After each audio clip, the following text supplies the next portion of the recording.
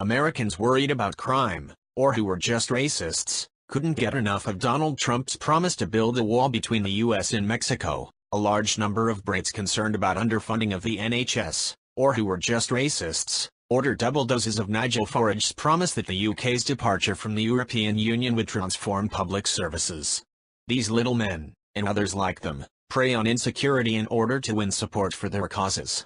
They identify a fear, stoke it up, and then explain how, with just 2 drops a day of their miraculous tincture, all your worries will evaporate. These days, it can seem like the snake oil salesmen are running everything. The rise of populist nationalist movements across the world has given an awful lot of influence to an awful lot of awful people. So praise be for a politician who's prepared to describe the world and the problems it faces in less simplistic terms. On Friday evening, former President of the U.S., Barack Obama, was in Scotland to deliver a speech at a dinner organized by the businessman and philanthropist Tom Hunter.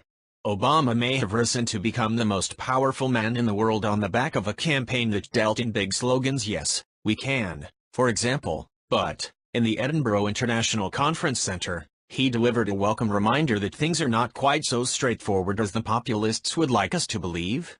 2 words leapt out at me from Obama's speech in defense of liberal values. Not only was government, no matter how well-intentioned, imperfect, it also involved a degree of hypocrisy. To those expecting easy answers to difficult issues, the former president's message was clear: there are none. One could make the case, I suppose, that during difficult times, and the global financial crash of 2008 and its fallout have certainly created those, we need to hear simple, inspiring messages of hope. People, having seen their lifestyles dramatically affected by events of almost a decade ago, already know that government is imperfect, so, of course, we can see the appeal of a politician who promises to put things right. But Obama reminded us that things aren't quite so straightforward. While the home truth about imperfection was reassuring, it was Obama's remark about hypocrisy that hit home hardest for me. Government is a messy and complex business. The decisions taken by those who lead are not always palatable, and they do not always chime with the established positions taken by politicians.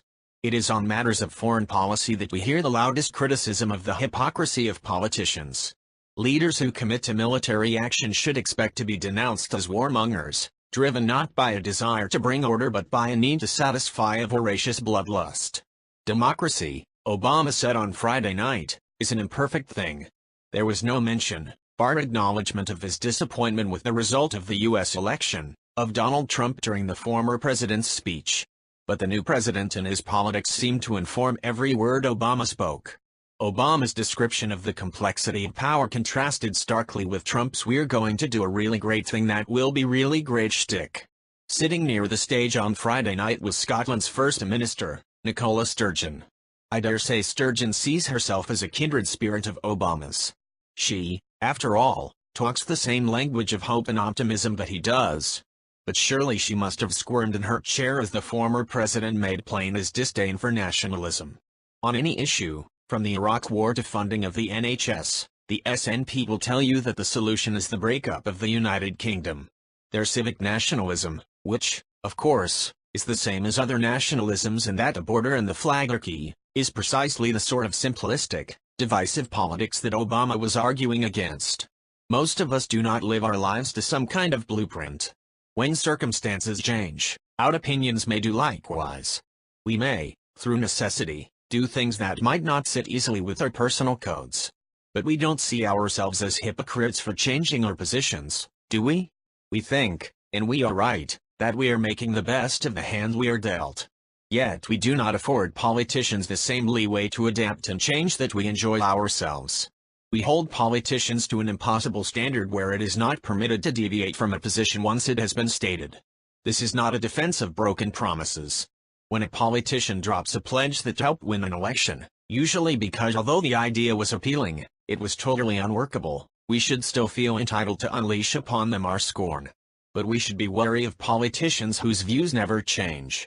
A common complaint I hear from senior politicians is that, once power is attained, it is not always easy to exercise it. Sometimes awkward civil servants get in the way, Sometimes it becomes clear the implications of a policy are not as expected, and sometimes there are simply more important priorities for the men and women making the big decisions.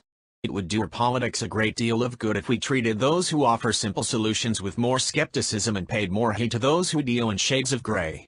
There will be those who sniff that, well, it's easy for Obama to talk about imperfection and hypocrisy now that he's not seeking re-election, and, of course, departure from office is hugely liberating for any senior politician.